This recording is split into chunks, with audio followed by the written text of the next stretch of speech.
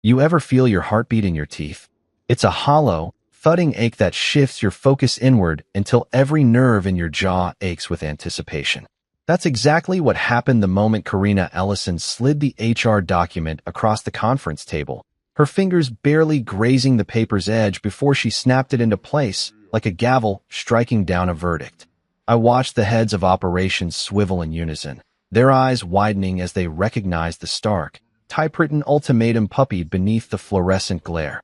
Accept the 60% pay cut, or I'll find someone who will. Silence roared in that room, a vacuum sucking the oxygen from my lungs. My pulse drummed in my molars, but somehow I managed not to flinch. Her words came out cold and measured, each syllable a calculated blow delivered in front of the entire staff, her kingdom. Cold, public, humiliating. Karina's voice never wavered, never dipped into hesitation. She didn't need to. This was her power move, a demonstration of everything she built: respect, fear, authority. Yet they didn't know that I was her husband. Not officially. That fact was part of her design. Control behind closed doors, invisibility in public. I'd watched her sculpt our shared world around my absence, turning me into a ghost at our own dinner table, and there she was, doing it again. I kept my face neutral, my posture relaxed, though beneath the surface I was raw with outrage. My mind raced through every memory: late nights drafting our first client proposal, the triumph when we closed that Series A round, the way we used to steal kisses in the stairwell before deadlines swallowed us whole. Back then, we were equals, partners. Now, here I stood as collateral, evidence of her ruthless ascent. When her gaze flicked to me, calm, imperious, I responded with a measured, "I'll need 24 hours to consider." My tone held just enough restraint to mask the tsunami inside. Every eye in the room bore into me, assessing, waiting for a sign of weakness. They didn't understand. None of them knew I'd once been her confidant, her co-conspirator in every late-night brainstorming session. They saw a colleague, maybe an underperforming executive whose time had passed. They didn't see the husband she dismantled piece by piece, the man who had supported her climb to the top while she sharpened her claws. But now, as I watched my words echo against the glass walls, I felt a quiet shift inside, the cracking of something I thought was unbreakable. Something in me broke in that moment, too. Karina's lips twitched, almost a smile.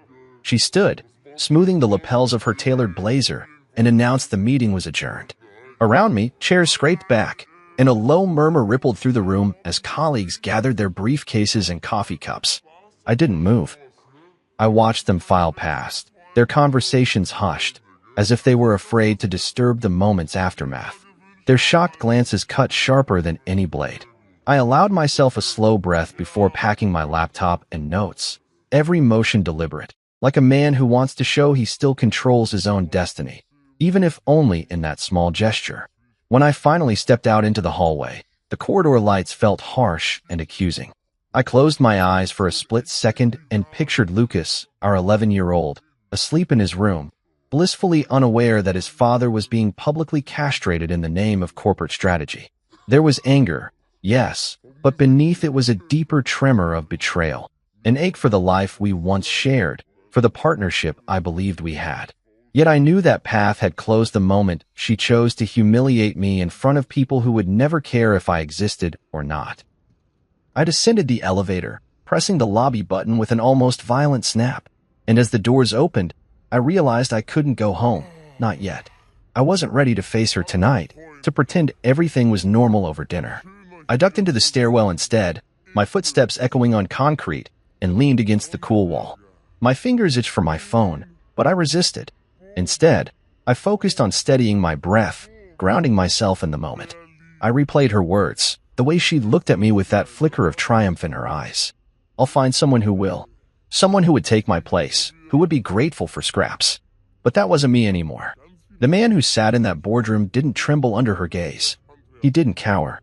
He met her challenge with a request for time, a luxury she rarely afforded herself or anyone else. In that request, I felt the spark of something else, hope. Not hope for reconciliation, but hope for escape and reinvention. I pressed my back to the wall, closed my eyes, and made a decision to answer her ultimatum not with defeat, but with defiance. I straightened up, squared my shoulders, and stepped out of the stairwell into the quiet hum of the parking garage. The cool air hit me like a shock, and I inhaled, tasting freedom for the first time in years. I would give her 24 hours. I would consider her cut, her terms, her power, but I would also consider my own options. And when I re-entered that glass fortress tomorrow, I wouldn't be the same man who walked out tonight. Something had shattered alongside my composure, but what emerged was stronger, a conviction that there was a life beyond her empire, and I intended to build it on my own terms. In that dark garage, with the echo of my footsteps fading, I touched my thumb to my teeth, feeling the rapid pulse beneath. Yes, I still felt my heartbeat there, but it no longer held fear.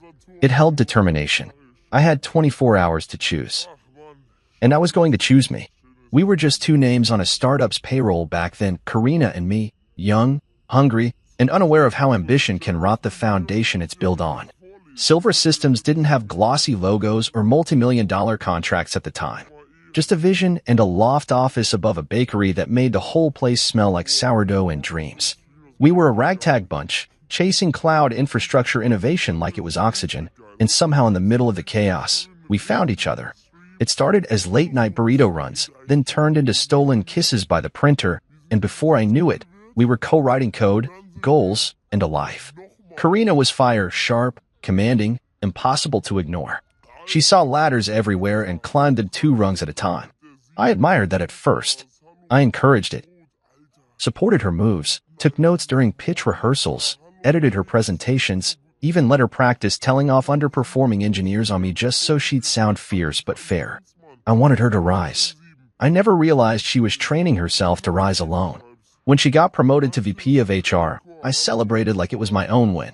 She had presence in meetings, command over a room, and I found my niche in strategic partnerships. Quiet work, but critical. I built our client list from nothing: cold calls, trade shows, chasing leads that didn't want to be chased. I landed contracts that floated payroll during tight months, established relationships that the board would later call foundational to our scale. But I wasn't flashy about it.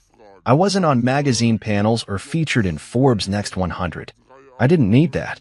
Karina did. She loved the spotlight, the applause, the LinkedIn reposts that called her visionary and disruptive. I was content with peace. She craved clout.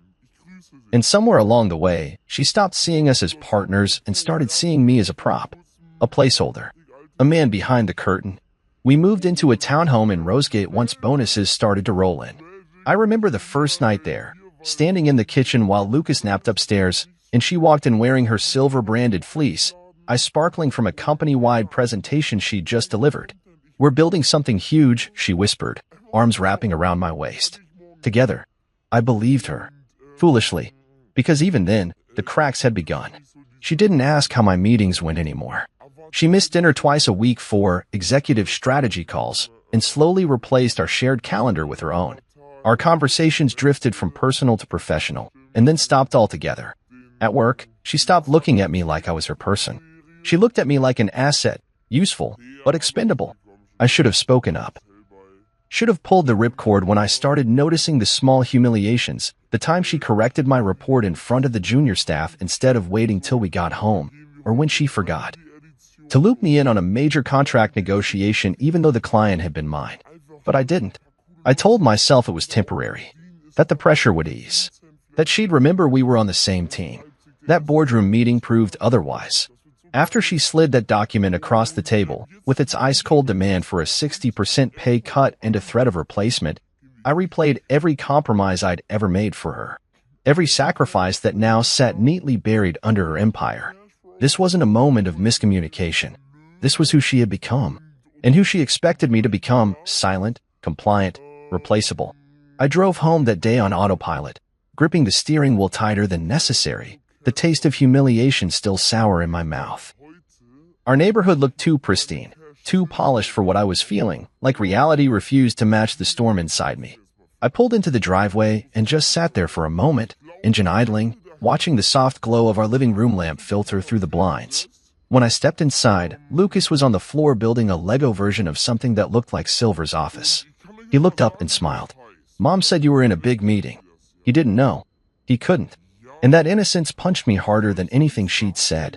Karina was in the kitchen, heating something in the microwave. She didn't turn around. "Hey," she said, casual.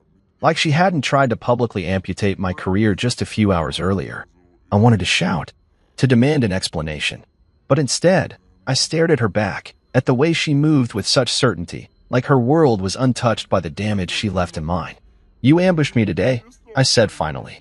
She paused. "Barely." Then she turned, arms crossed. "It wasn't personal. It was a strategic decision. You did it in front of them," I said, voice low. "They're staff. Not family," she replied, coolly. "They don't know we're married. They don't need to." I blinked. "You think that makes it better?" She shrugged. "I made a call. It's not about you." And that's when I knew. It wasn't about me, not anymore. Not for a long time. I had been riding shotgun in a car she was driving straight off a cliff, and I'd been too loyal to jump out. I walked upstairs, past Lucas's drawings taped to the wall, past our wedding photo that still hung crooked on the hallway frame. I stood in our bedroom for a long time, looking at the life we built. The life she broke, one calculated decision at a time. That night, I didn't sleep. I watched the ceiling shift from shadow to sunlight and felt the weight of something final settle into my bones. I wasn't angry anymore. I was awake. By morning, I wasn't the man who used to quietly protect her legacy. I was the man she underestimated. And I was done waiting for her to remember what we built. I was going to build something better. Without her. I couldn't stop replaying the scene. Karina's voice sharp, cold, like a blade across the back of my neck. The way the others looked at me as she did it, some with pity, some with silent relief that they weren't the target. The tap of her pen after the ultimatum. The stillness in the room as I said I needed 24 hours. And now, alone in my car, I sat parked outside our home with the engine off, fingers still gripping the wheel like I was waiting for something to crash. The house was dark except for the small porch light that flickered every few seconds, casting shadows across the front yard like ghosts pacing the grass. I didn't move. I stared at the windshield, my reflection faint in the glass. I didn't know who I saw anymore. Husband, father, employee, target. And now, maybe something else entirely, something I hadn't felt in a long time, unshackled. Humiliation has a strange way of stripping things clean. You stop making excuses. You stop lying to yourself. You see things plain. Eventually, I stepped out and quietly made my way into the house. Lucas was asleep, his door cracked open just enough for the glow of his nightlight to seep through. I paused, peeking inside. He had fallen asleep with a drawing clutched in one hand, crayons scattered across his bed. I stepped in softly, eased the paper from his fingers. It was a family drawing, him in the center, Karina on the right, our dog that died 2 years ago on the left. Me? I wasn't there. Just a smudge where another figure might have gone, erased with a careless pink thumb. Maybe I'd missed too many breakfasts. Too many games. Maybe I'd made myself invisible. Or maybe I'd been made that way. I tucked the sheet on his nightstand and walked to my office downstairs. The walls were still lined with client folders, pitch decks, hand-drawn org charts from when Silvera was nothing more than a desperate group of tech optimists trying to outthink Amazon. I'd built our strategic arm from scratch. Courted clients no one else could get close to. Held on to relationships like they were rope bridges. And now? A 60% pay cut for the man who brought in a third of the company's recurring revenue. Loyalty was a currency I spent far too generously. I opened my laptop. The company org chart still sat open in a pinned tab from earlier that afternoon. My name, now attached to a strange new title, Special Consultant. It felt like a severance in disguise. I stared at it for a full minute before closing the tab. Then I opened a new one and typed 4 words, Kortenix Systems career page. Kortenix. The name had always lingered like a whisper in Silvera's corridors. Our top competitor. Sleeker, louder, better funded. They tried poaching me 3 times before, always dangling better pay, better titles, faster tracks. And I turned them down each time for loyalty, for principle, for Karina. Never again. I bypassed their careers page and pulled up my contacts instead. Jared Ortega. The name brought back a flood of memories. He'd been an intern on my team a decade ago, fresh out of grad school with more ideas than tact. I mentored him, taught him how to pitch without sounding like he was begging, showed him how to read a room. We'd lost touch when he left for Kortenix 5 years back. Now he was VP of Strategic Growth. I stared at his name for a beat longer. My mouse hovered over a message. I clicked. Jared. Long time. Hope you're well. I'd like to discuss something important. Are you available this week for a quick conversation? I hit send. Closed the tab. and stared into the quiet darkness. For minutes later, I heard the ping. I leaned forward and opened it. Marcus. Damn, I hoped this day would come. You free tomorrow morning? Early. I stared at the message. My thumb hovered over the keyboard. For the first time in a long time, I smiled. Something real, not rehearsed or diplomatic. Name the place, I replied. We settled on Rosegate Diner. 6:30 a.m. That was Jared. Early, eager, efficient. I leaned back in my chair and exhaled, my fingers tingling with a sensation I hadn't felt in over a year. Possibility. Not in a vague, someday kind of way. But right now, like someone had just cracked open the window in a room where I'd been suffocating. Down the hall, I heard the muffled clatter of Karina moving in the kitchen, probably preparing her overnight oats or one of her nutrient smoothies with all the silent confidence of someone who had never been challenged. I didn't go to her. I didn't say a word. I powered down my laptop and went upstairs, stepping past the photos on the wall, vacations, awards dinners, Lucas's first birthday party. All curated moments, all frozen in time. In our bedroom, Karina was already in bed, a book on her lap. She looked up but said nothing, just returned to her reading like I was a coat on a rack, something she kept around but no longer noticed. I changed in silence, slid into bed without brushing against her, stared at the ceiling, heart still echoing against my ribs. She didn't ask about the meeting.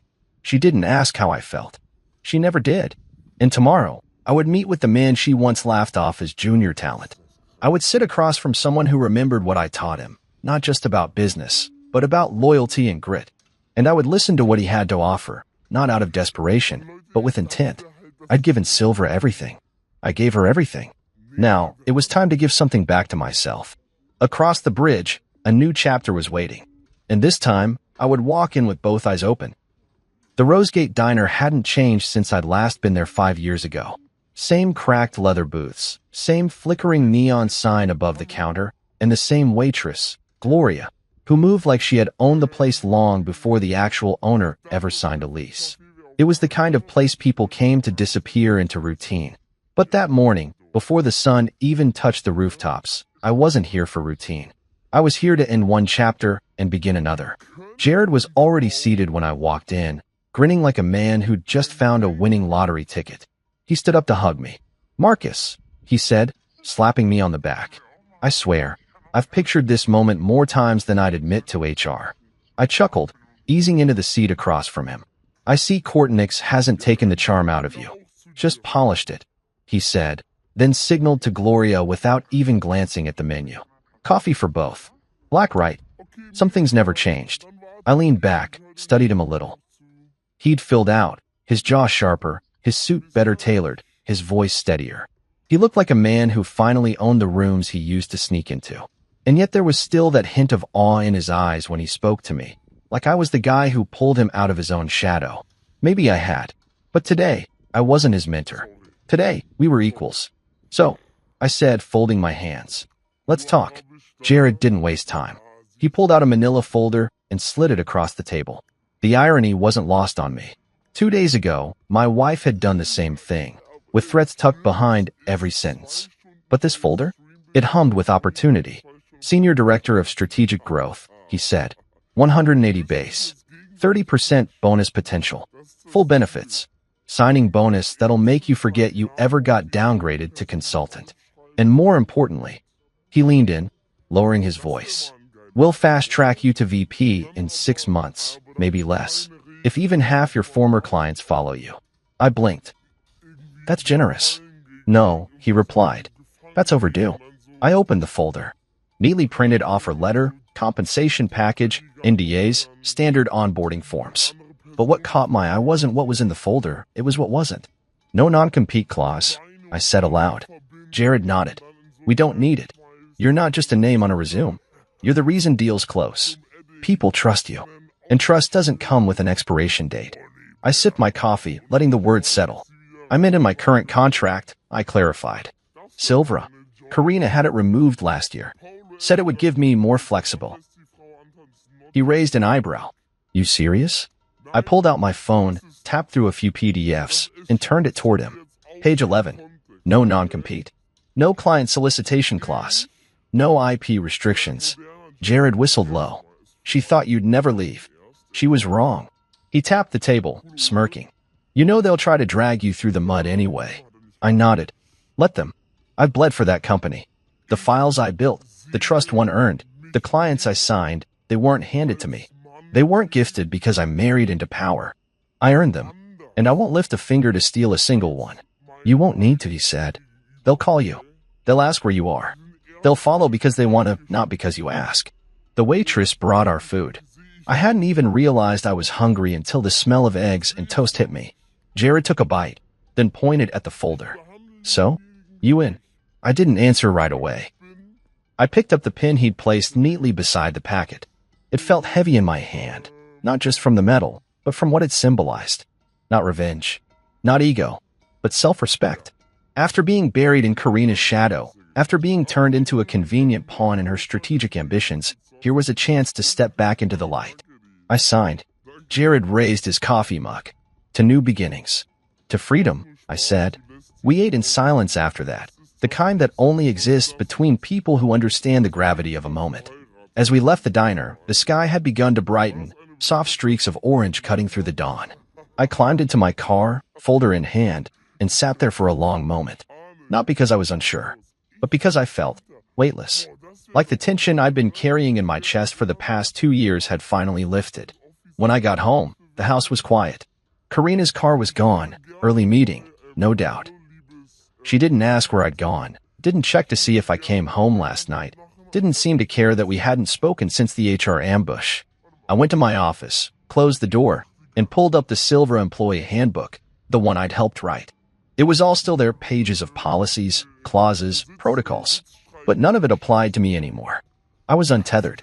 Still, I scanned through my own employment agreement again, just to be sure. No non-compete. No restrictions on where I worked next. Karina had assumed I'd be loyal until the end. She'd never imagined I'd have the spine to walk away, much less the leverage to land somewhere stronger. She'd unhooked my leash thinking I wouldn't move without her. Her mistake. I printed my resignation letter that night. Straightforward. Professional. No bitterness on the page, but every sentence dripped with clarity. Tomorrow, I would walk into her glass-walled office wearing the same suit I wore when we pitched Silver to its first investor. Black. Crisp. Poised. And this time, I wouldn't be the one begging for her approval. I'd be the one holding the final word. I wore the suit with intention. Blackwell. Tailored. The one I hadn't touched in years but never had the heart to get rid of. The one I wore when Karina and I pitched Silver to the angel investors who first gave us a shot. Back then, she had held my hand under the conference table, squeezing twice every time she got nervous. Now, she wouldn't even meet my eyes across the dinner table. The irony was rich.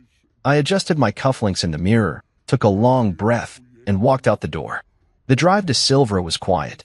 Not a single song felt right, so I let the silence ride with me. I passed the same coffee shop where Karina and I used to split a bagel on early mornings. She always took the top half with the extra sesame seeds. These days, she barely spoke before leaving for the gym or another strategy call.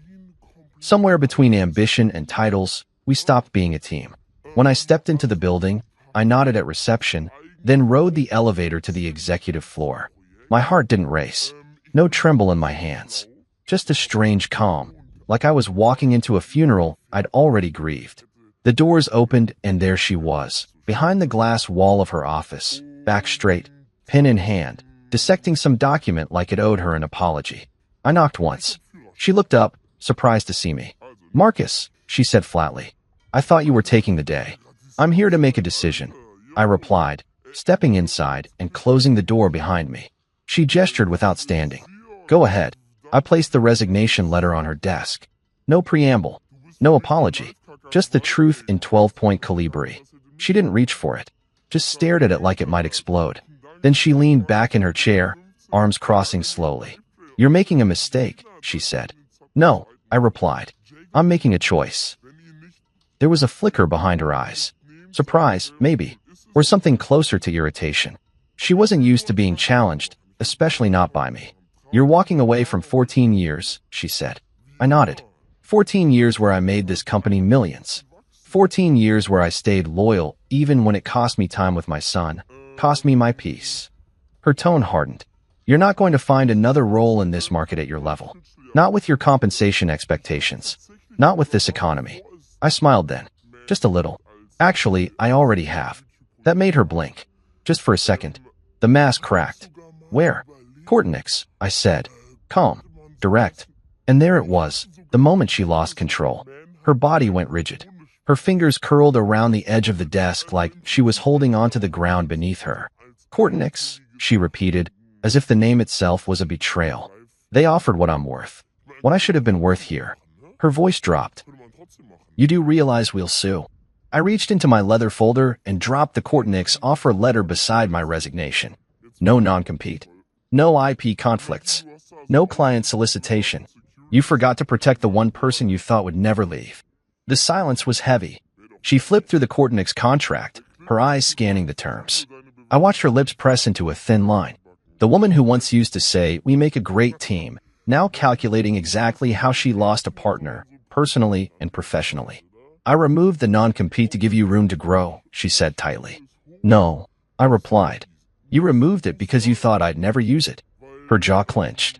I was loyal to a fault, I continued. I passed on offers. Sat through your meetings where I was invisible. Took the back seat so you could shine. I never wanted to be the face. But when you humiliated me in front of your team, our team, you made something very clear. I don't belong here anymore. And I'm done pretending I do. She stood, finally, as if height would help her reclaim authority. This will damage our reputation. No, I said. It will damage yours. For a beat, we stood there in silence. Two people who once built something side by side, now on opposite sides of a war neither of us declared out loud. The room felt colder than I remembered. More clinical. Less hours. I built this company, she said quietly. So did I replied. And now I'm building something else. There was a finality in the way I said it. Her mouth opened slightly, then closed. I could tell she wanted to say more, but there was nothing left that could undo what had already been broken. I turned to leave. Marcus, she called just as I reached the door. I paused, hand on the knob. Why now, she asked. Her voice wasn't demanding anymore. It was something closer to human. I looked back at her. The woman who used to dance barefoot in our living room, who once whispered her dreams against my collarbone, who used to believe in us. Because yesterday, I said, I realized I've spent too long being loyal to someone who stopped being loyal to me. Then I opened the door and stepped out. By the time I reached my office, news had already started to ripple through the floor. Devin from legal gave me a long, unreadable look. Maria from finance stood near the coffee machine, eyes glassy. I gave her a nod. She smiled weakly and mouthed, "Thank you." I packed my things in silence. A few folders. My son's crayon drawing of a rocket ship. A coffee mug that said, "Do the work." I left the framed picture of Karina and me at last year's gala in the drawer. That wasn't a memory I needed anymore. HR pinged me before I could head out. We'll coordinate your exit documents, the email said. Please wait for security to escort you per protocol. Security. After all I'd done, after all I gave. This was how it ended. Like a threat. Like a liability. I waited. Calm. Unbothered. I didn't want a scene. I didn't need one. The security guard was polite, almost apologetic. Just protocol, Mr. Ellison, he muttered. I nodded. Of course. As we walked through the corridor, I could feel eyes on me. Colleagues trying to look busy. Screens flickering with pretend work. No one spoke, but everyone watched. And then I stepped through the glass doors of silver one final time. No announcement. No applause. Just quiet shoes on tile and a gust of wind as the doors shut behind me. But I didn't look back. Not once. The air outside Silver's building was different. Not just cooler, but freer, like the kind of breeze that lets you know you've just walked away from a fire and survived. I stood on the steps for a few seconds longer than I needed to, holding the box of my things in one arm, my resignation confirmation envelope in the other. It was strange how light it all felt. After 14 years of loyalty, I expected the weight of regret, the tug of nostalgia. Instead, I felt nothing but clarity. Devin from legal had sent me a one-line Slack message an hour before. Do you want a quiet exit strategy? I declined without hesitation. I didn't need fanfare, but I wasn't going to slink out the back door like I'd been caught stealing office supplies. I wanted them to see me leave, to feel the ripple of it. Maria from finance had been crying. She didn't say much, just hugged me fiercely and whispered. She didn't have to do it like that. She meant Karina. Everyone did. They'd seen her play her hand, wield her power in that conference room not like a leader, but like a tyrant marking her territory. And now that I was gone, they'd be watching her even more closely, waiting to see who'd be next. The security escort wasn't even necessary, but protocol demanded it. For senior staff, they claimed. What they meant was, for those whose exits hurt the bottom line. The guard walked quietly beside me, eyes fixed ahead. When we reached the elevator, he pressed the button, stepped back. I glanced at him. "You draw the short straw?" I asked. He gave a half smile. "You're not the first executive I've walked out, Mr. Ellison, but you're the first one who left with his head held high." I appreciated that more than I thought I would. When the doors opened to the lobby, I stepped out to a hushed room.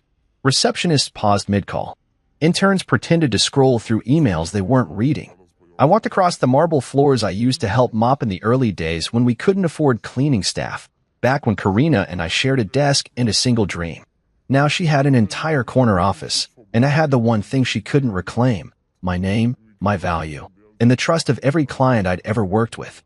I exited the building into the afternoon sun, slid the box onto the passenger seat of my car, and sat for a long while with the engine off. No calls, no emails, just stillness.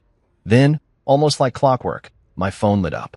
First was Sonia Adair from Teltrix Solutions. "Hey Marcus, just heard. Where are you headed?" Then Marcus Doyle from Graywell International. "Tell me you're staying in the industry. We want to talk." A few minutes later, Elaine Winters. The same client who once said she'd never work with anyone but Silvera. "If you're leaving, I'm reconsidering our position. Let's connect soon." I hadn't pitched, hadn't even hinted, and yet here they were calling, texting, asking where I went. Because it wasn't about the company. It never had been. They were buying me, my judgment, my relationship, the years I spent learning their business inside and out. Karina never understood that. She thought people could be managed like numbers, that loyalty could be drafted into contracts. But real loyalty isn't written down. It's earned. I replied to each one with a simple message: "We'll talk Monday. I'll have something to share." Then I opened a fresh notebook, wrote 3 words at the top of the page: Kortnix. Day 1. That night, I got home before Lucas did. He had soccer practice, and Karina had volunteered to do the pickup, probably to soften the optics, to paint a picture of domestic unity that hadn't existed in months. I sat at the kitchen table, box beside me, and took out a photo from the top. Me and Lucas at a park 2 years ago. He was holding a popsicle, his mouth stained blue, his hand in mine. I'd forgotten about this one. Karina had taken it. I remembered how she smiled at us then, genuinely. I wondered where that woman had gone. The garage door opened. I heard the car pull in, the telltale sound of Lucas kicking off his cleats before he even got to the door. He burst in a moment later, breathless. "Dad, did you see my goal?" "Not yet," I said, standing up. "But you can show me. I'm home early." His eyes lit up. "You're never home this early." "I will be now." He ran off to get his ball, and I turned just as Karina walked in. She looked tired. Not exhausted, just drained in that permanent way success can sometimes carve into a person. Her eyes flicked to the box on the table. "So it's done," she said. "It is." She nodded. "They'll come after you." I didn't take anything that wasn't mine. No clients solicited. No documents. You built your company on rules. I followed everyone. She sighed and leaned against the kitchen counter. "I didn't think you'd actually do it." "I know." There was a long silence between us, filled only by the sound of Lucas kicking the ball against the living room wall and laughing at the rebound. "I never meant to hurt you," she said at last. I met her eyes. "You didn't need to mean it. You just needed to stop seeing me." That was the moment it landed for both of us, that the damage wasn't in one public insult or one pay cut. It had started long ago in all the quiet choices, the diminishing, the dismissals, the absence of kindness when power arrived. "I hope you find what you're looking for," I said, voice even. She nodded once and stepped past me into the living room. I didn't follow. Later that night, after Lucas was asleep, I emailed Jared. All 4 clients reached out. Not because I asked. Because they saw what you saw. He replied 5 minutes later. "Then we begin." And we did. Monday morning hit like a starting pistol. No time for nerves, no time for nostalgia. I sat at my new desk, sleek, minimalist, modern, with a fresh notepad, a full mug of black coffee, and a locked-in determination I hadn't felt in years. I wasn't easing into Kortnix. I was leading. Jared had made it clear the minute I signed. "We're not hiring you to blend in. We're building a new lane for you. That lane began now. At 8:03 a.m., my inbox chimed. Subject, checking in. Marcus, just heard the news. If you're open to a conversation, I'd love to catch up. We've got some flexibility coming up in Q3, and I've always valued your insight. Sonia Dare, Teltrix Solutions. Sonia was old school, sharp as a blade, and twice as unforgiving if you crossed her. She never moved lightly. The fact that she was the first to reach out wasn't an accident. It was a signal. By 8:17 a.m., I had 2 more emails waiting, Marcus Doyle from Graywell and Fiona Lacey from Enduratech. None of them asked directly if I'd poached them. They were too savvy for that. Instead, the messages read like invitations. Where are you landing? We may need a new approach. Let me know where you are. Every word coded in plausible deniability, every sentence humming with interest. And I hadn't made a single call. That was the thing Karina never understood. Business relationships aren't built on discounts or gimmicks. They're built on trust. Trust that's earned in quiet ways. Meeting deadlines without being asked, staying late to walk a client through integration issues, remembering the name of a client's daughter when no one else did. Trust lives in the small details. And now, as the news of my departure rippled through the industry, trust was doing the work for me. I didn't rush to reply. I spent the morning reviewing Courtnix's client portfolios, looking for gaps, missed opportunities, areas where we could outperform Silvra. It wasn't hard to find them. Silvra had become bloated, too many middle managers, too many processes that smothered momentum. I knew because I helped build them. But Courtnix was lean, fast, and ready to move. At 11:20 a.m., Jared stepped into my office, a grin already spreading across his face. Let me guess, he said. They're calling. They're circling, I corrected, tapping my inbox. They'll call by Friday. They'll call today, he said, pulling up a chair. Sonia's on a panel with me next week. She asked if we could grab coffee in advance. I've known her for 8 years. She's not a coffee kind of woman. I nodded, but I wasn't surprised. This wasn't arrogance. It was the slow unfolding of inevitable consequences. Silvra thought they owned those accounts. What they owned was access. What I had was loyalty. And that couldn't be bought back. Jared slid a paper onto my desk. List of key accounts we want to target. Most of them are clients you touched at some point, even if indirectly. Take a look. You know them better than we do. I scanned the list. Teltrix, Graywell, Norkin, Xylene, and 3 others I'd helped onboard back in the lean days when Silvra still hosted brainstorming sessions on folding tables. I recognized the names. I remembered the wins. And I remembered how I was never the one invited to the podium when the deals closed. How aggressive are we being? I asked. You tell me, Jared said. We're not stealing. We're simply being open. If they come, we catch. No emails. No pitches. No contact first. Just let the magnet work. And it was already working. At 12:03 p.m., the first call came. My phone buzzed. Elaine Winters. The same Elaine who once told me, to my face, I don't switch vendors. I don't do drama. The woman who once asked Karina to remove me from a Zoom call because she thought executives should know when to exit quietly. I picked up. Elaine, I said. Marcus, she replied, her tone cool but curious.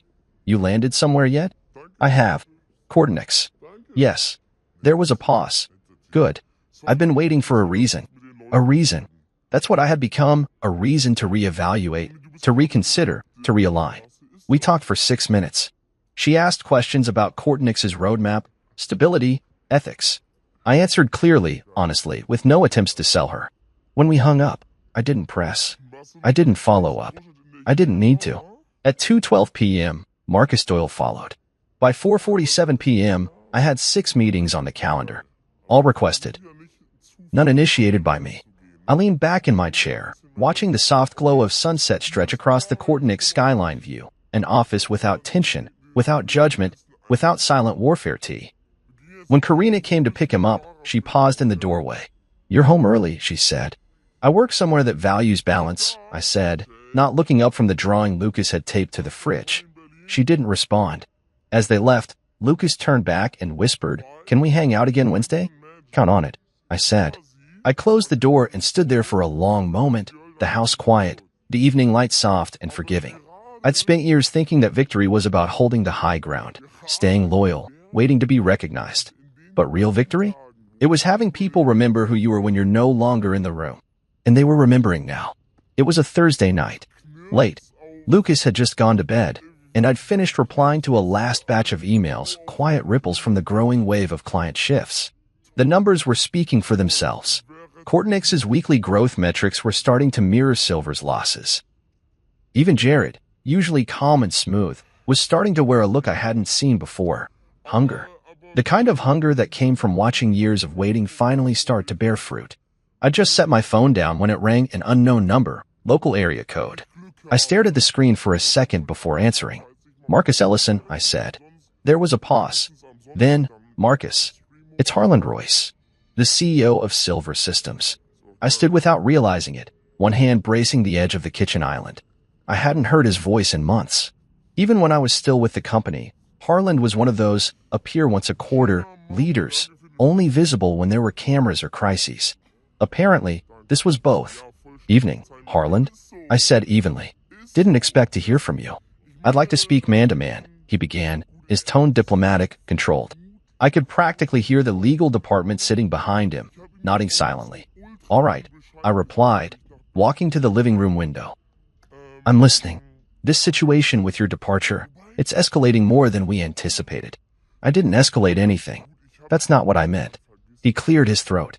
"You've built strong relationships over the years, and we recognize that. But the client shifts we've seen recently are the result of trust," I cut in. "Trust you let your head of people publicly destroy." He was quiet for a beat. Then he continued, measured. "We'd like to offer you a revised package. New title, Senior Partner, Equity, Full Reinstatement. We can undo what was done." I almost laughed. Not out of disrespect, but disbelief. The man who once told a boardroom that I was foundational, but not irreplaceable, now wanted to reverse course because he finally understood that foundation didn't mean invisible. It meant essential. "You're too late," I said. "Think about your family," he said softly. I looked down the hallway, where Lucas's nightlight glowed under the doorframe. "I have," I replied.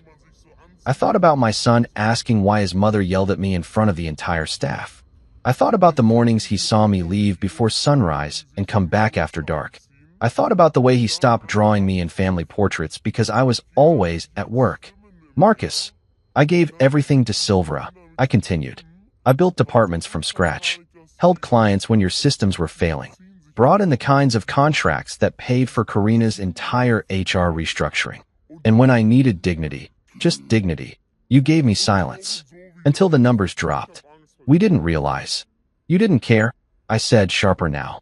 "And now that the market's reacting, I'm suddenly valuable again? That's not how it works." There was a long pause on the other end.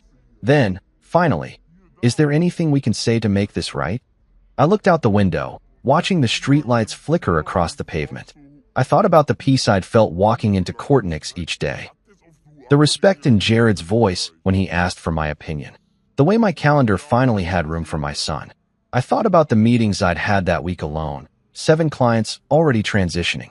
For more reviewing proposals. The new team I was mentoring, people who looked at me not as a relic, but as a leader. And I thought about Karina, who hadn't reached out once. Not to apologize. Not to explain. Not even to argue. "You can't make it right," I said. "Because you let it go too far. And the worst part is, you probably still don't understand what you let her do to me. You didn't lose a name. You lost the one person who never asked for the spotlight, but held your brand together when everything else cracked." Another pause. But this one had weight. "I see," he finally said. "No, Harland. That's the problem. You never did." I ended the call. I stood there in the quiet, the silence thick around me, the finality of that conversation ringing louder than anything he'd said. I wasn't angry. Not anymore. That part had burned away weeks ago. What I felt now was something cleaner. Stronger. Closure. That night, I walked into Lucas's room. He was half awake, curled in a messy tangle of sheets, his mouth slightly open. I sat on the edge of the bed, brushing a hand through his hair. "You won't have to ask me to be home anymore," I whispered. "I'm already here." The next morning, I opened my email and typed one final message to Jared. Subject, full commitment. Harland called. He offered everything. I turned it down. "Let's move forward." Jared replied 2 minutes later. "Then it's time to grow this thing. Full speed." And we did. 2 months had passed. The skyline outside my Kortnick's office shimmered with late morning sun, the glass panels of neighboring towers casting reflections across my desk. I just wrapped up a call with Graywell International, our third successful transition in 6 weeks, when my assistant knocked gently on the glass. Marcus, there's a visitor. She doesn't have an appointment, but she said you'd want to see her. I didn't need to ask who. I stood, adjusted the cuff of my shirt, and walked out to the reception area. And there she was, Karina. She looked smaller than I remembered. Not physically, but in presence. The steel-hard edges she once wore like armor were duller, and the confident tilt of her chin was now tinged with restraint. Her blazer was crisp, her heels sharp as ever, but there was a quiet unease in the way she held her purse close to her body, like it could shield her from what she'd come to face. She didn't smile. Neither did I. Marcus, she said, her voice measured. Karina, I was hoping we could talk. Privately. I nodded once, turned, and led her to my office. The door clicked shut behind us, sealing in a silence thick with everything we hadn't said in months. She glanced around the space, sleek, warm-toned, tastefully modern. A wall of floor-to-ceiling windows bathed the room in natural light, and behind my desk, the Cortinix logo gleamed against matte black. This is nice, she said, forcing something close to polite. Very you. I sat behind my desk and motioned for her to take the seat across from me. She did, folding her hands over her knee. Her eyes darted to the nameplate on my desk. Marcus Ellison, Vice President, Global Client Partnerships. Her jaw tightened. You've turned half the market against me, she said, skipping the preamble. No, I said calmly. You did that yourself when you made a spectacle out of your husband in front of junior staff. I just left. I was doing my job. You were executing a performance, I said. You didn't just cut my salary. You tried to humiliate me. And you made sure they all saw it. She shifted in her chair. I didn't think it would unravel this way. That's the thing, Karina. You didn't think at all. You thought I'd take it like I always did. Quietly. With grace. You forgot I built Silver's backbone while you chased visibility. I never took credit for your work. No, but you never shared it either. She looked down at her hands for a moment, gathering herself. You were always consistent. Predictable. And you needed that. Until you didn't. Silence again. She looked up at me, the edge in her expression softening just slightly. I came because I wanted to understand, she said. Why you let it all go. Us. The company. Everything. I leaned forward, resting my arms on the desk. I didn't let anything go, Karina. I just stopped holding things that were already breaking me. She blinked. I fought for us, I continued. For the company. For every meeting, every deal, every late night that I covered while you climbed. And you, somewhere along the way, stopped seeing me as a partner. I became convenient. Background. Replaceable. I was under pressure, she said quietly. We all were. But pressure reveals character. And yours came out cold. Her gaze drifted toward the window. Do you love what you're doing now? I didn't hesitate. I do. She nodded once, like she already knew the answer. And Lucas, she asked. He sees me now, I said. I'm home. I coach his team. He puts me in his drawings again. That hit her harder than anything else I'd said. You know what he asked me last week? I added. Why didn't Mom ever clap when you came on stage at Career Day? I didn't even know he noticed. But he did. Her mouth opened slightly, then closed. No defense. No explanation. You're right, she said finally. I stopped seeing you. Somewhere between my ambition and my control, I just assumed you'd never leave. And I told myself that made me strong. It made you blind. She nodded. Slowly. Then stood. Well, you've made your point. I stood too. I didn't ask you here. I know, she said. But I had to see it for myself. What you became when you stopped standing in my shadow. We locked eyes for a long moment. There was no hatred there. No venom. Just a mutual understanding that something had ended, and it wasn't temporary.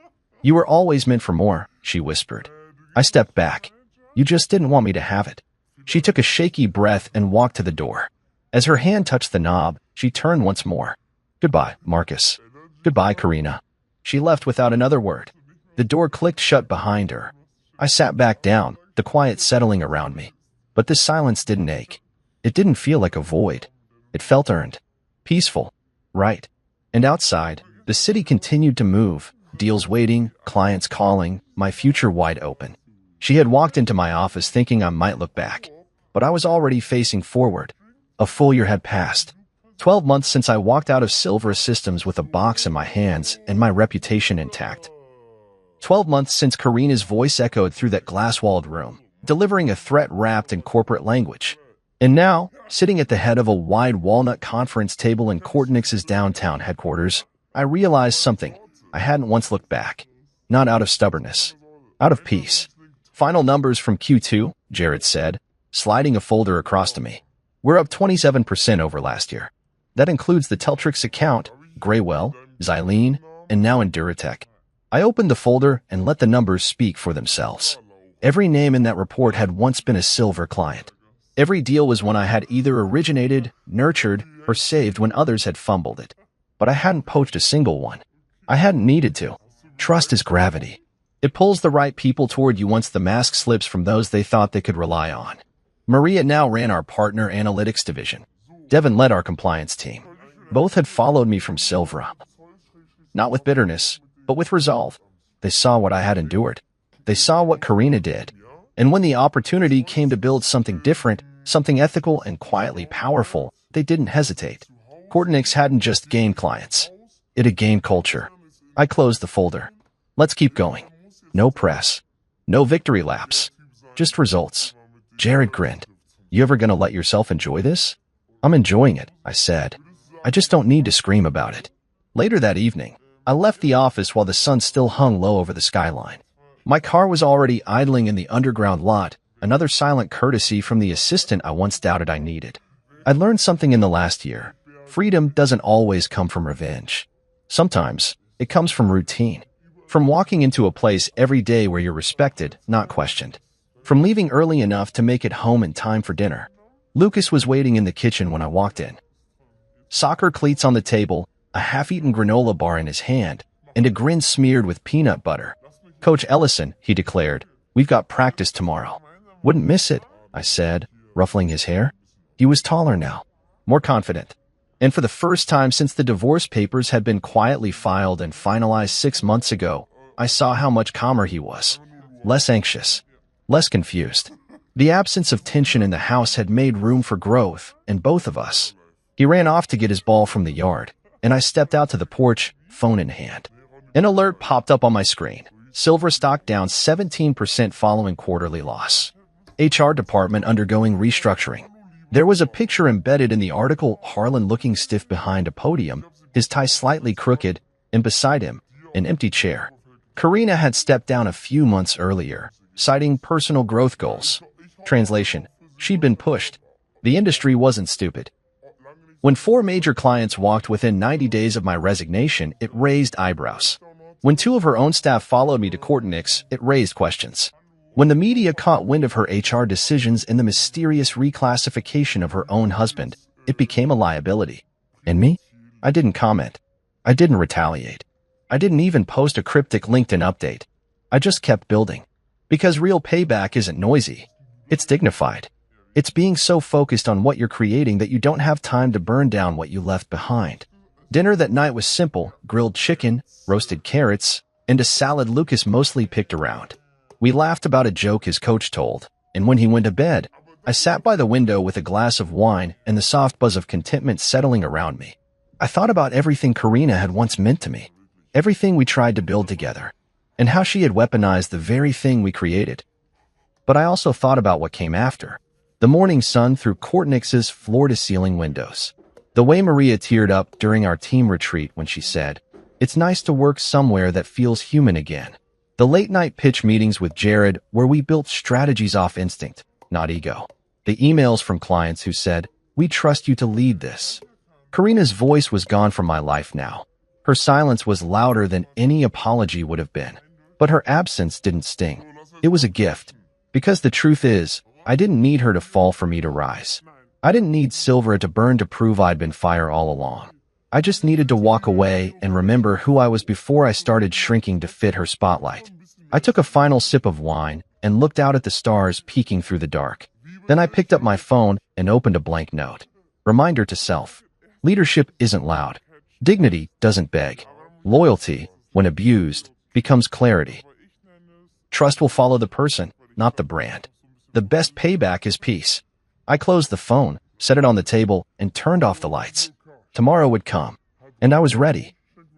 The day had started like any other, with me buried in a mountain of paperwork, a fresh cup of coffee cooling beside me as I sifted through contracts. My office was quiet, save for the faint hum of the air conditioning and the occasional sound of my pen scratching against paper. It was just another routine day in the life of a man trying to keep everything together. Then my phone rang. Glancing at the screen, a small smile tugged at my lips when I saw Ava's name. My little girl. My entire world. It was unusual for her to call during school hours, but maybe she had forgotten something at home or wanted to tell me about her day. I swiped to answer, expecting to hear her cheerful voice. Instead, what I heard turned my blood to ice. "Dad, help me. They left me. They took Mom's new son, and I'm all alone." My body went rigid. My chair scraped against the floor as I shot up, knocking my coffee over without even noticing. My pulse pounded so violently in my ears that for a moment, I thought I had misheard her. But the trembling in her voice, the sheer terror behind those words, told me otherwise.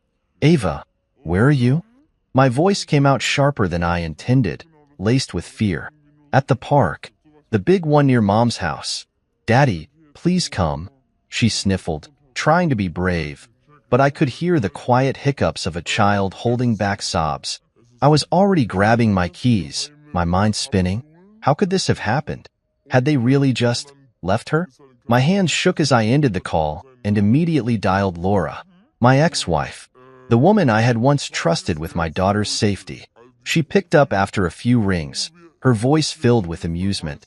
"What now?" she asked, as if this was nothing more than an inconvenience. I didn't even waste time with pleasantries. "You left Ava alone at a park? What the hell is wrong with you?" My voice was dangerously low, barely contained. There was silence for a second, then a chuckle, a laugh. "Oh, that? Yeah, we forgot her. LOL. She said it so casually, so dismissively, as if she had misplaced a set of keys, not a living, breathing child. And in the background, I heard him, Greg, the man she had replaced me with, the man now playing father to my daughter. He was laughing, too. My grip on the phone tightened so hard my knuckles went white. "You forgot her?" I repeated, my voice shaking with barely restrained fury. "Relax, she's fine. What's the big deal? We were in a rush, and we had the baby. She's 7, Laura. 7. You left her completely alone and..." I couldn't even finish the sentence. My heart was slamming against my ribcage, the rage burning through my veins like wildfire. "Oh, calm down," she said with a dismissive scoff. "It was just a joke. She'll be fine." A joke. They thought it was funny. Leaving a child abandoned in a public park wasn't a mistake, wasn't an accident. It was deliberate, cruel, unforgivable. They had no idea what they had just done. They had no idea that this moment, this call, was going to change everything. They had no idea that they were about to regret this for the rest of their lives. I drove faster than I ever had in my life. My hands were clenched around the steering wheel so tightly that my knuckles were bloodless. My heart was hammering against my ribcage, and my foot was pressed to the gas pedal as if my own life depended on getting there in time. The city blurred past in streaks of concrete and metal, but my mind was only focused on one thing: Ava, my little girl, my 7-year-old daughter, sitting alone in a public park because the people who were supposed to care for her had tossed her aside like she was nothing. I gritted my teeth so hard my jaw ached. When I finally reached the park, I barely remembered throwing the car into park before I was out the door, my eyes scanning the area frantically. The moment I spotted her, my chest tightened painfully. Ava was curled up on a wooden bench near the playground, hugging her knees to her chest.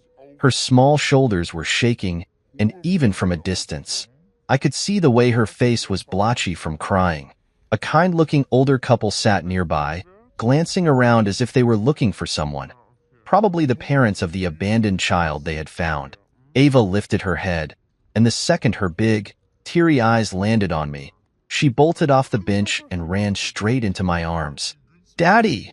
she sobbed, her little fingers clutching my shirt as if I might disappear if she let go. I didn't know what to do. They just left. I knelt down, gathering her into my arms, pressing my hand against the back of her head. She smelled like strawberries, her usual shampoo, but it was mixed with the scent of dried tears and panic. "I'm here," Baby, I whispered, swallowing hard against the lump in my throat. Daddy's here. I've got you. I held her for what felt like forever, waiting for her sobs to subside. My entire body was shaking with anger, but I forced myself to stay calm for her. I couldn't fall apart now. The couple approached hesitantly. The woman, who had graying hair and a soft expression, gave me a small, relieved smile. We found her sitting here alone, she explained gently. She was crying. We were just about to call the police when she said you were on your way. I forced my voice to remain steady. Thank you. Thank you for staying with her. Of course, the man said firmly. I have grandkids. I can't imagine. His voice trailed off, anger flickering in his gaze. He didn't have to say it. I knew what he was thinking. What kind of mother does this? I shook their hands, thanked them again, and scooped Avi up into my arms. She clung to me as I carried her back to the car. The moment I buckled her into the back seat, I knew I had to tread carefully. I needed to get her home, make her feel safe, but I also needed to know everything. Ava, sweetheart, can you tell me exactly what happened? I asked as I pulled out of the parking lot, my voice as gentle as I could manage despite the storm raging inside me. She sniffled, rubbing at her eyes. Mom took me and Greg and the baby to the park. We had a picnic. Then I had to go to the restroom. When I came back, she swallowed hard. They were gone. A sharp pain twisted in my gut. Did you try calling Mom? She nodded. Her phone was off. Unbelievable. Did anyone say anything before you left? Anything about leaving you there? Ava hesitated. Then, slowly, she pulled something out of her backpack. Her iPad. I recorded it, she whispered. For a moment, I just stared. Then, carefully, I took the device from her small hands and opened the voice recordings. The latest one was from earlier that afternoon. I pressed play, and what I heard made my blood run cold. Laura's voice, clear as day, laughing. Let's all leave while she's in the restroom. It'll be hilarious when she comes back. Greg, chuckling in the background. Yeah, let's see how long it takes before she cries. Then, Laura's mother, oh Laura, you're terrible. Followed by more laughter. They planned this. I gripped the steering wheel so tightly my fingers ached. I could barely breathe past the rage boiling in my chest. They thought it was funny, I muttered, my voice deadly quiet. Ava didn't say anything. She just watched me with wide eyes. I forced myself to take a deep breath. I couldn't let her see me like this. I needed to be calm for her. Thank you for showing me this, sweetheart, I said after a long moment, keeping my voice even. You did the right thing. She nodded but didn't speak. When we got home, I made her favorite snack, peanut butter and apple slices, hoping it would help her feel better. She ate quietly at the kitchen table while I sat across from her, watching her closely. I wanted to tell her everything was going to be okay, that her mother would never do this again, that she was safe. But I wasn't going to lie to her, because Laura wasn't just going to get away with this. Not this time. As Ava finished her snack, I stood up, pulling out my phone. I had work to do, evidence to prepare, calls to make. Laura had made a mistake, a grave, unforgivable mistake, and I was about to make sure she would regret it for the rest of her life. I sat at the kitchen table long after Ava had fallen asleep, staring at my phone. My mind was racing, every possible scenario running through my head. Laura had abandoned our daughter. On purpose. As a joke. A joke. I clenched my fists, struggling to contain the fury rising inside me. The recording played in my head on a loop. Laura's laughter, Greg's voice egging her on, her mother's dismissive chuckle. They didn't just forget Ava. They deliberately left her behind, entertained by the idea of a 7-year-old girl panicking in a public park. I exhaled slowly, trying to keep my rage in check. Losing control wouldn't help Ava. I needed to handle this smartly, carefully. But most of all, I needed to make sure they never got the chance to hurt her again. I grabbed my phone and dialed Laura. She picked up on the third ring. Oh, now you're calling me, she said lazily, as if I were interrupting her. You abandoned my daughter. On purpose, I said, my voice so calm it scared even me. Laura sighed dramatically. Oh, God. Are we still on this? She's fine. Isn't she? Kids are resilient, you know? She probably already forgot about it. I gripped my phone so tightly I thought it might crack. Ava cried herself to sleep tonight, I said, my voice barely above a whisper. Do you even care? Silence. Then a scoff. Oh, come on. You're being dramatic. It was just a harmless joke. She was never in danger. A harmless joke? My mind flashed to Ava sitting on that bench, hugging her knees, alone and scared. She hadn't known if anyone would come for her. She hadn't known if she would ever be safe again. You think this is a joke? I asked, voice tight. You have no idea what you've done, but you will. I didn't wait for her response. I hung up. I sat there for a long moment, breathing heavily, trying to calm the storm inside me. I could still hear Laura's laugh ringing in my ears, could still picture Greg sitting beside her, amused at the thought of a terrified little girl. They thought they could brush this off.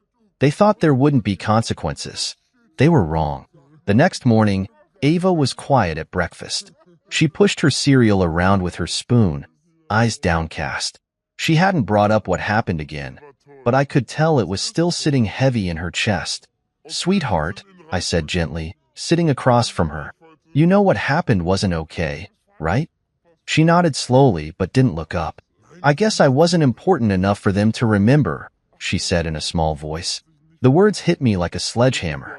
Ava, listen to me. I reached for her hand, squeezing it lightly. You are the most important person in my life. You will always be important. What they did says nothing about you and everything about them. You did nothing wrong. This is not your fault. She finally met my gaze, her eyes searching mine. Are you mad at me? She whispered. Never. I shook my head. I'm mad at them, and I promise you, I won't let this happen again. She studied me for a moment, then gave a small nod. Okay, Daddy. That was all I needed. I dropped her off at school and then drove straight to my lawyer's office. Full custody? Marcus, my lawyer, leaned back in his chair, eyebrows raised. That's a big move. Do you have enough to justify it? I placed Ava's iPad on his desk and hit play. We sat in silence as the recording filled the room. Laura's laughter, Greg's taunts, her mother's voice, amused, condoning it. When it ended, Marcus let out a slow breath. Jesus Christ. He ran a hand through his hair. She actually planned this? She did. My jaw was clenched so tightly it hurt. And I want to make sure she never gets the chance to hurt Ava again. Marcus nodded, grabbing a legal pad. Okay, we can file for emergency custody first, given the emotional distress this caused Ava. It'll be a fight, but with this evidence, we have a strong case. Do it, I said without hesitation. Marcus leaned forward. You know she's going to retaliate. This is going to get ugly. I don't care. I met his gaze. Ava comes first. Always. Marcus nodded, already scribbling notes. Laura had made a mistake. A mistake that was going to cost her everything. That evening, as I sat on the couch with Ava watching cartoons, my phone buzzed. Laura. I ignored it. A minute later, Greg called. Then Laura again. I let them all go to voicemail. I already knew what they wanted, to brush it off, to pretend it wasn't a big deal. Maybe even to scare me into backing down. They were too late. I glanced down at Ava, who was curled up against me. Her tiny body relaxed for the first time since the incident. I ran a hand through her soft curls, pressing a kiss to the top of her head. No matter what happened next, I would fight for her. Laura thought this would be another one of her games. But this time, she was playing against someone who wasn't willing to lose. Sunday arrived faster than I expected. I had spent the last 2 days preparing, working closely with Marcus to file the custody petition, gathering every piece of evidence that would expose Laura's cruelty. I had also reached out to Ava's school counselor, who had agreed to document her emotional distress after the incident. Every step was calculated, every move carefully planned. Laura had no idea what was coming. At precisely 3 p.m., the doorbell rang. I took a deep breath, steeling myself before I opened the door. Laura stood there, arms crossed, eyes filled with irritation rather than guilt. Greg was beside her, smug as ever, his hands in his pockets as if he were here for a casual chat. Behind them, Laura's parents stood stiffly, their expressions unreadable. I stepped aside, gesturing for them to enter. They walked into the living room, their eyes scanning the space like they were above it, as if they weren't the ones in the wrong. I sat down in the armchair across from them, my face unreadable. Laura perched on the couch, crossing her legs, her expression exasperated. "All right," she said, sighing. "Let's get this over with." I leaned forward, resting my elbows on my knees. "You think this is just a casual discussion, Laura?" I asked, my voice calm but cold. She rolled her eyes. "Oh my God, are you still on this? We've apologized." "No," I corrected. "You haven't." Greg smirked, shaking his head. "Man, you're really dragging this out. The kid is fine. She's at school, right? Happy, healthy, alive?" My jaw tightened. "You left a 7-year-old alone in a park. Deliberately. You laughed about it," I said, my voice sharper now. Laura's mother scoffed. "It was just a misunderstanding. Children need to toughen up. Ava is far too sensitive." I exhaled slowly, shaking my head. "You still don't get it, do you?" I reached for the iPad sitting on the coffee table and pressed play. The room filled with their own laughter. Their voices echoed through the space. Every cruel word, every taunt recorded for them to hear. Laura's face drained of color. Greg shifted uncomfortably. Her parents sat frozen, unable to look at me. I let it play in full. Let them listen to every second of their own heartlessness. When the audio finally ended, the silence in the room was deafening. Laura was the first to react. "You recorded us?" she hissed. "No," I corrected. "Ava did. You left her alone, and she knew something was wrong. A 7-year-old girl had more sense than the 4 adults who abandoned her." Laura clenched her fists. "You had no right." "I had every right," I interrupted, my voice quiet but firm. "You don't get to treat my daughter like this and walk away unscathed." Greg finally spoke, leaning forward. "Look, man, you're blowing this way out of proportion." "Shut up." I cut him off sharply, my eyes locking onto his. "You're a pathetic excuse for a man. You stood there and encouraged this. You laughed. You thought it was funny. Well, let's see if you're still laughing after today." Laura's parents stiffened at my tone, their eyes darting nervously between us. "What do you want?" Laura's father finally asked. I sat back, folding my arms. "Simple. Effective immediately. I'm filing for full custody. Ava is never stepping foot in your house again. None of you will ever see her unless the court allows it, and trust me, after hearing this recording, they won't." Laura's eyes widened. "You can't do that." "Watch me," I said flatly. Her mother gasped. "You're trying to take a daughter away from her mother? Over a prank?" I turned to her, my expression unreadable.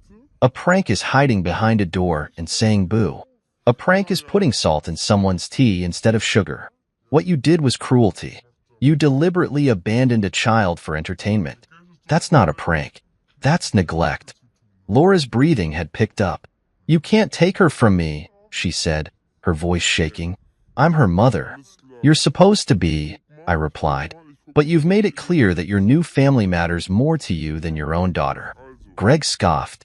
"What do you think is going to happen? That will just roll over and let you win? You're being dramatic. No court is going to take full custody from a mother over one little incident." I smirked.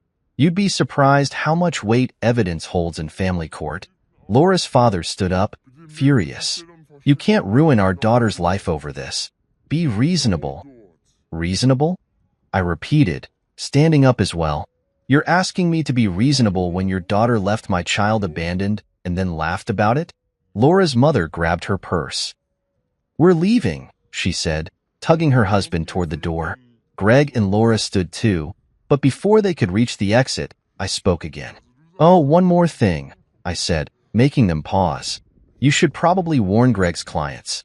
Once this gets out, I doubt they'll want to work with a man who thinks child neglect is funny." Greg's face darkened. "You wouldn't." "I would, and I already did." Laura let out a strangled sound, somewhere between frustration and panic.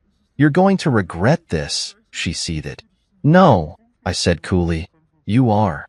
I opened the door wide, gesturing for them to leave. Laura stormed out, Greg following close behind. Her parents trailed after them, silent for once. I watched them go, my heart pounding but my resolve steady. This was only the beginning. They had made their choice. Now, they were going to face the consequences. The door clicked shut behind them, but the tension in the room lingered like a thick fog. I let out a slow breath, my hands still clenched into fists. My entire body felt coiled, ready to strike, but the fight was over, for now. I walked to the living room window, pulling back the curtain just enough to watch them pile into their car. Laura was talking rapidly, her hands flying in frustration, while Greg looked like he was barely holding back his own anger. Her parents were stiff, avoiding eye contact with each other, as if they had suddenly realized they had backed the wrong side. Good. Let the panic set in. I let the curtain fall back into place and turned around, my eyes landing on Ava's backpack resting on the couch. That was the only thing that mattered right now. My daughter. Her safety. Her well-being. Everything else was just noise. I sat down, rubbing my temples as the events of the last few days weighed on me. Laura's reaction had been exactly what I expected, defensive, dismissive, and completely devoid of remorse. She hadn't apologized. Not once. She hadn't even asked if Ava was okay, because in her mind, Ava didn't matter. Not as much as Greg. Not as much as their new baby. That thought alone sent another wave of anger rolling through me. A knock at the door pulled me from my thoughts. I frowned. They couldn't be back already. I approached cautiously and peeked through the peephole. Marcus. I pulled the door open. You're fast. He walked in without waiting for an invitation, his usual easygoing demeanor replaced with sharp focus. He dropped his briefcase onto the kitchen table and pulled out a thick stack of papers. I filed everything, he said, flipping through the pages. Emergency custody request, the neglect complaint, and the petition for sole custody. The judge has already scheduled a hearing for next week. I exhaled in relief. That fast? When you have a recording of the mother laughing about abandoning her child, the system moves a little quicker, he said dryly. I sat down across from him, my fingers tapping against the table. So what happens now? Now, Marcus said, leaning back, Laura is going to go into damage control. She's going to try to spin this as a misunderstanding, claim you're being vindictive. But with this evidence, she's fighting a losing battle. If she had even a shred of self-awareness, she'd back down now. I scoffed. She won't. I know, he admitted, which is why you need to be prepared. The second she realizes she's actually in danger of losing custody, she's going to lash out. I nodded. I had no doubt that Laura would fight this. She wasn't the type to accept consequences. She never had been. Marcus pulled out another document and slid it across the table. Also, I think you should post that recording online. I raised an eyebrow. You're my lawyer. Aren't you supposed to tell me not to do that? Normally, yes, he admitted. But public pressure works wonders. If the court of public opinion turns on her, she won't have as much ground to stand on.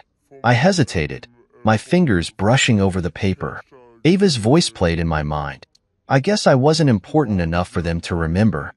No, they needed to be exposed. I grabbed my phone, opened my social media, and started typing. My ex-wife and her husband deliberately abandoned my 7-year-old daughter at a public park as a joke. They laughed about it. They thought it was funny. Listen for yourself. I attached the recording and hit post. Marcus smirked. And now we watched the fireworks. It didn't take long. Within hours, the post had gone viral. Hundreds of comments poured in, filled with outrage and disbelief. Parents from all walks of life tore into Laura and Greg, their cruelty laid bare for the world to hear. By the next morning, news outlets had started picking up the story. Laura tried to fight back. She posted a statement, claiming it had been taken out of context, that it was all a misunderstanding, that I was manipulating the situation to paint her as a bad mother. But the public wasn't buying it. Screenshots of her social media posts bragging about her perfect new family surfaced. Comments she had made about how single dads were always bitter were dredged up. People started digging into Greg's past, finding stories from old coworkers and exes about his pattern of cruelty. It was like watching a castle crumble, brick by brick. And then, the final blow came. one of Greg's major business partners released a statement. We do not condone the behavior exhibited in the recording circulating online. Effective immediately, we are terminating our partnership with Greg, last name. We believe in upholding values of responsibility, integrity, and kindness, qualities that he has clearly demonstrated he lacks. His entire business started to unravel overnight. I sat back, watching it unfold with quiet satisfaction. This wasn't about revenge. This was about justice. Laura had treated Ava like she was disposable. Now the world saw her for exactly what she was. And I wasn't done yet. The court hearing was coming. And when that day arrived, I would make sure there was nothing left of her so-called perfect family for her to hide behind. She had chosen her side. Now, she was going to live with the consequences. By the time the court hearing was only a few days away, Laura's life had already started crumbling around her. The internet was relentless. The recording had spread to every corner of social media, with thousands of people condemning her and Greg for what they had done to Ava. Greg's business was falling apart. Clients had pulled out. Sponsors had severed ties. And Laura? She was scrambling, desperately trying to claw her way back from the mess she had created. But there was no coming back from this. Not this time. I spent the morning going over everything with Marcus, making sure we were prepared for court. The evidence was airtight.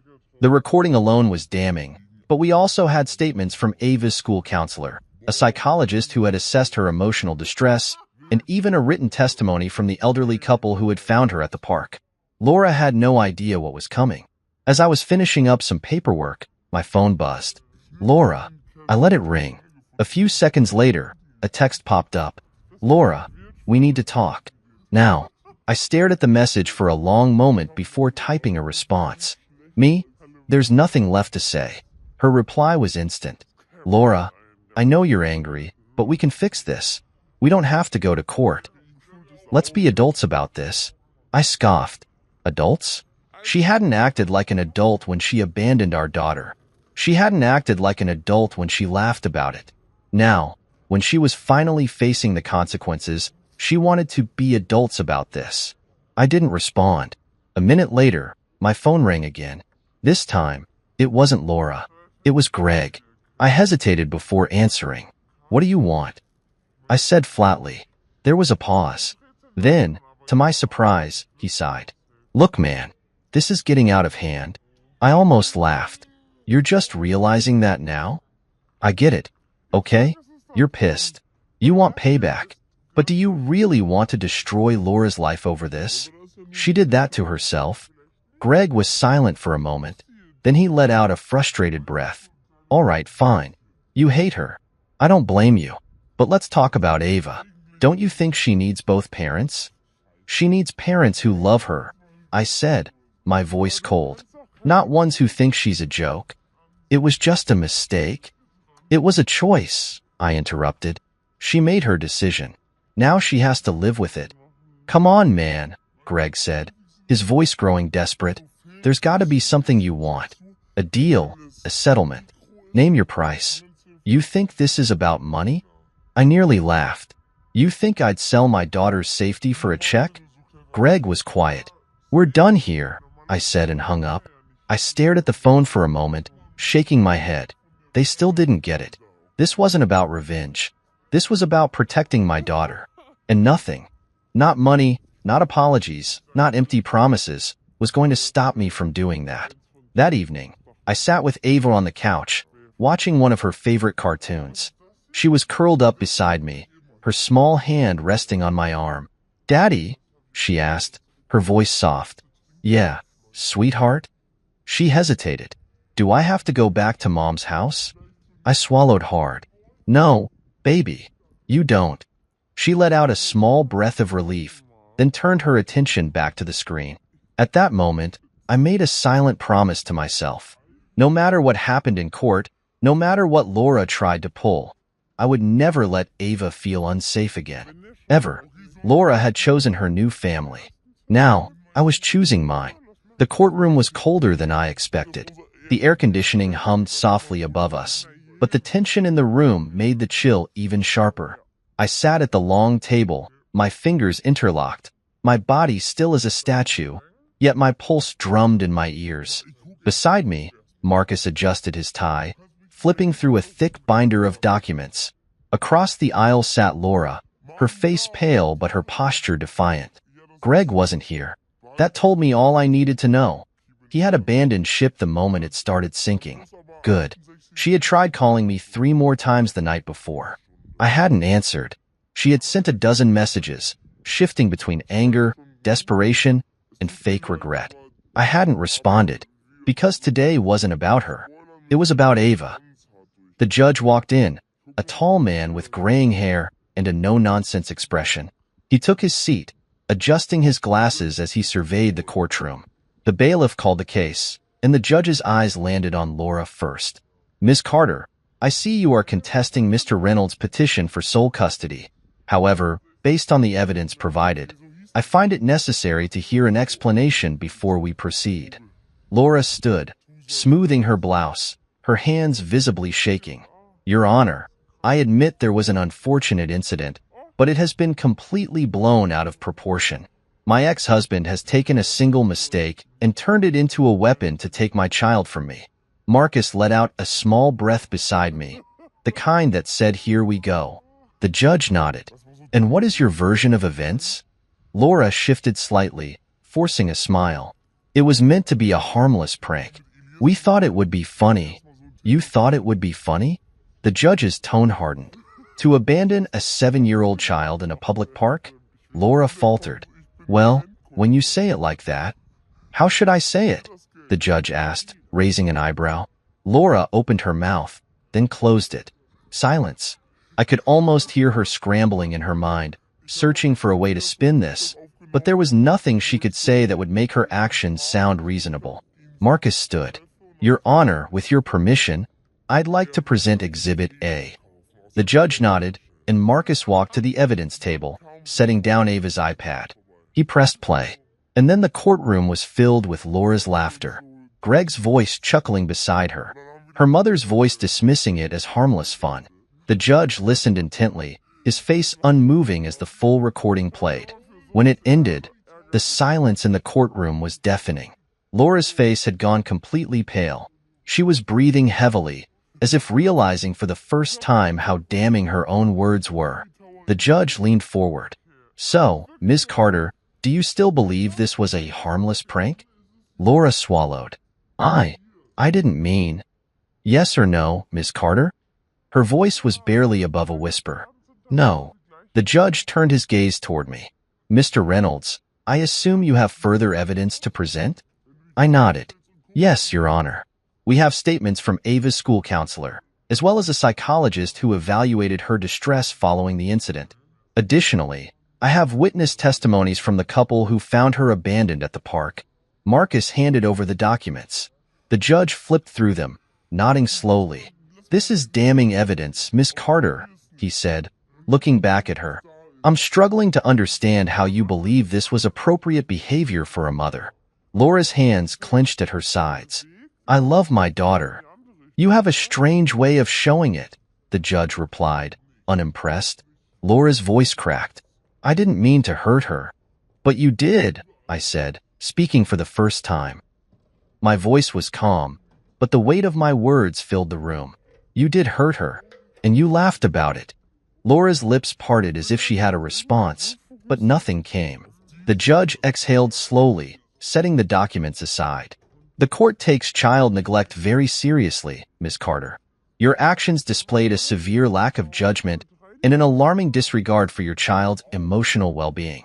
Given the evidence, I see no reason why Ava should remain in your custody. Laura's breath hitched. Wait. Effective immediately, I am granting full custody to Mr. Reynolds. Ms. Carter, you will have no visitation rights until further notice. You may reapply for supervised visitation after a psychological evaluation and parenting courses have been completed. Laura staggered back, her eyes wide. No, you can't do this. This is not a punishment, Ms. Carter, the judge said firmly. This is a consequence of your actions. Tears welled in Laura's eyes, but I felt nothing. No sympathy, no regret. She had made her choice. Now, she had to live with it. Greg wasn't here to support her. Her parents sat frozen, silent and ashamed. And Ava? Ava was safe. That was all that mattered. The gavel struck, sealing the ruling. It was over. Laura turned to me, her expression pleading. Please, you can't just take her away from me. I met her gaze, my voice steady. I didn't take her away. You threw her away. And now, you have to live with that. She let out a quiet sob, but I turned away. This wasn't about her pain. This was about Ava's future. And for the first time in a long time, I knew she would be okay. The moment the gavel struck, sealing the ruling, I felt something inside me settle. It wasn't triumph, and it wasn't relief. Not yet. It was something quieter, heavier, like a weight had been lifted, but I wasn't ready to breathe just yet. Laura was still sitting there, stunned into silence. Her lips parted as if she wanted to argue, to beg, to scream. Her world had just collapsed, and I could see in her eyes that she was struggling to accept it. But there was nothing left to fight. The evidence had spoken. The judge had decided. Ava was mine now, fully, completely. Laura finally blinked, looking at me, her face a mix of anger, disbelief, and something that almost looked like fear. You really did it, she whispered. You took my daughter away. I exhaled slowly, standing up. No, Laura, you threw her away. Her mouth snapped shut, her eyes glistening with unshed tears. For the first time, I saw something real in her expression, not the arrogance, not the casual cruelty she displayed in the past, just the hollow look of someone who had finally realized the price of her own choices. The bailiff called for adjournment, and people started shuffling out of the courtroom. Marcus clapped me on the back, murmuring something about next steps and paperwork, but I barely heard him. My focus was already shifting. I needed to get to Ava. When I arrived at her school, I spotted her immediately. She was sitting on the swing set, her feet kicking lightly against the dirt, her eyes staring up at the sky. I took a deep breath and walked toward her. She noticed me before I reached her, her face lighting up. Daddy! She ran straight into my arms, and I scooped her up, holding her close. For the first time in what felt like forever, I could breathe again. Hey, sweetheart, I murmured into her hair. Guess what? She pulled back, tilting her head in curiosity. What? I smiled. You never have to go back to Mom's house again. Her eyes widened. Ever? Ever? For a moment, she just stared at me, processing. Then her small arms wrapped around my neck, squeezing tight. Thank you, Daddy. I swallowed hard, closing my eyes against the sting of emotions. You never have to thank me for keeping you safe, baby. I held her for a long time, rocking slightly, letting the weight of everything settle. This was it. We were free. The following days were quiet, almost eerily so. Laura didn't call. Greg didn't reach out. There were no angry messages, no desperate pleas. Just silence. I knew it wouldn't last forever, but for now, I took the peace as it came. Ava and I settled into our new normal. Mornings were filled with pancakes and giggles, afternoons with homework and park visits, and nights with bedtime stories and whispered goodnights. She slept peacefully now, no longer curling into herself like she was bracing for something bad to happen. She was healing, and so was I. One evening, as we sat on the couch watching a movie, Ava glanced up at me. Daddy? Yeah, sweetheart? She hesitated. Do you think Mom misses me? The question caught me off guard. I glanced down at her, seeing the honest curiosity in her big eyes. She wasn't sad, wasn't hurt, just wondering. I thought about it for a moment before answering. I think she misses the idea of you, Ava, but not in the way she should. She seemed to think about that for a while, then nodded slowly. That's okay. I don't really miss her either. It wasn't said with malice, just quiet acceptance. And for the first time since this whole ordeal began, I realized something. Ava was stronger than I'd ever given her credit for. And she was going to be okay. We both were. The days turned into weeks, and slowly, life began to feel normal again. Not the kind of normal where I was always waiting for the other shoe to drop. Not the kind of normal where I had to constantly worry about what Laura would do next. This was a new normal. A peaceful one. Ava thrived in it. Her laughter came easier, her steps lighter. She no longer flinched at the sound of my phone ringing, no longer hesitated when she mentioned things she loved for fear that someone would dismiss her. She was growing into herself in a way that hadn't been possible before, and I finally had the chance to be the father I had always wanted to be. We spent our afternoons at the park, where she raced across the playground, her hair flying behind her as she shouted for me to watch. We made pancakes on Saturday mornings, getting flour everywhere, laughing as she tried to flip them with a spatula twice her size. At night, she curled up in her bed, surrounded by stuffed animals, and asked me to read her stories. Sometimes she wanted adventure tales, other times silly ones. But the nights she crawled onto my lap and said, "Tell me a story about when I was little," were my favorite, because those were the nights I reminded her how loved she had always been, how she had always been wanted, how she would never have to wonder if she was enough. But peace never lasts forever. It happened one afternoon while I was at work. I had just finished up a meeting when my phone buzzed with a notification. Ava's school. My stomach tightened. I answered immediately. "This is Mr. Reynolds." The principal's voice was calm but firm. "Mr. Reynolds, we need you to come to the school as soon as possible." Ava's mother showed up. I went cold. She what? She came to the school unannounced and demanded to see Ava. When we informed her that she had no visitation rights, she caused a scene. Security escorted her out, but we thought you should be aware. I didn't even remember driving to the school. One moment I was at my desk, the next I was storming through the front doors, my heart pounding like a war drum. The principal met me in the office, his expression serious. Ava wasn't aware of what happened, he assured me. She was in class the entire time, but I'd recommend talking to her tonight, just in case Laura tries something again. I nodded, my jaw tight. I had known this wasn't over. I had known Laura wouldn't just disappear into the shadows quietly, but knowing it and experiencing it were two different things. She had tried to ambush my daughter at school. That was unacceptable. I thanked the principal, signed out Ava early, and drove her home, forcing myself to stay calm, to not let her see the storm raging inside me. She hummed along to the music on the radio, blissfully unaware of what had happened. But I knew I had to tell her, and I had to make sure she felt safe. That night, after dinner, I tucked her into bed and sat beside her. "Sweetheart," I said gently, brushing a stray curl from her face. "I need to talk to you about something." She blinked up at me, her small hands holding her stuffed bear. "Okay, Daddy." I exhaled slowly.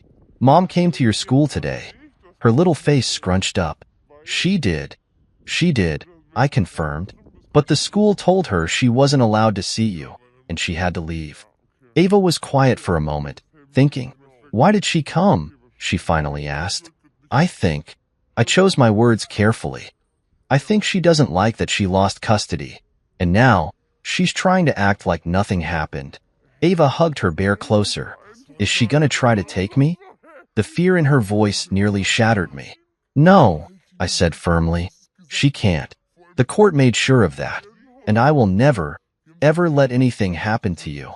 She searched my face, and after a long moment, she nodded. "Okay." I leaned down, pressing a kiss to her forehead. "You're safe, sweetheart. Always." She gave me a small smile before turning onto her side, closing her eyes. I sat there for a while, watching her sleep, my heart still heavy with the weight of what had almost happened. Laura was testing boundaries, and I wasn't going to wait for her to cross the next one. I stood up, grabbed my phone, and stepped into the hallway. I scrolled through my contacts and pressed call. Marcus picked up on the second ring. "I was wondering when I'd hear from you." "Laura showed up at Ava's school today," I said, my voice low. There was a pause, then a sharp exhale. "All right, time to make sure that never happens again." And just like that, the fight wasn't over. But this time, I was ready. I barely slept that night. Every time I closed my eyes, I kept replaying the phone call from the school. The thought of Laura showing up unannounced, trying to worm her way back into Ava's life like nothing had happened, made my blood boil. She wasn't going to stop. I knew that now. The custody ruling had been a blow to her, but instead of accepting the consequences of her actions, she was going to fight, manipulate, and push boundaries until she found a crack to slip through. But I wasn't going to let that happen. At dawn, I was already up, sipping coffee at the kitchen table, My phone pressed to my ear as Marcus answered. "Morning," he said, his voice still groggy. "I take it you're not calling just to chat." "She showed up at the school, Marcus," I said, cutting straight to the point. He sighed. "Yeah, I figured she might. She's desperate. We need to make sure she doesn't try this again." "Already ahead of you," he said. "I can file for a restraining order today. Given the court's previous ruling, it should be a straightforward process." "Good. Do it." Marcus hesitated. "You know she's going to push back, right? She might even try to take you back to court to fight for visitation." I gritted my teeth. Let her try. Because she would lose. We wrapped up the call, and I spent the rest of the morning making sure all of Ava's school records were updated with strict instructions that only I was allowed to pick her up. Every precaution was put in place. By the afternoon, Marcus sent me the confirmation. The restraining order was officially filed. Laura would be served within the next 24 hours. She wasn't going to like it, but she wasn't my problem anymore. When I picked Ava up from school, she was her usual bubbly self, swinging her backpack over her shoulder as she hopped into the car. "Daddy, guess what?" she said excitedly. "What?" "We're learning about space," she beamed. "And I told my teacher that I want to be an astronaut when I grow up." I grinned. "An astronaut, huh? That's pretty cool." She nodded. "Do you think I can do it?" I reached over, ruffling her hair. "Sweetheart, you can do anything you set your mind to." She beamed up at me, and in that moment, I felt something shift inside me. This was what mattered. Not Laura, not the drama, just Ava, her dreams, her future, everything I was doing. The custody battle, the legal fights, the sleepless nights, was for her. And now, she had the chance to grow up in a home where she was wanted, loved, and most importantly, safe. That night, as I was tucking her into bed, Ava turned to me with a small frown. "Daddy?" "Yeah, sweetheart?" She hesitated. "Do you think Mom is mad at me?" The question hit me like a punch to the gut. "Why do you ask that?" I kept my voice gentle. She shrugged, picking at the edge of her blanket. "Because she doesn't call anymore."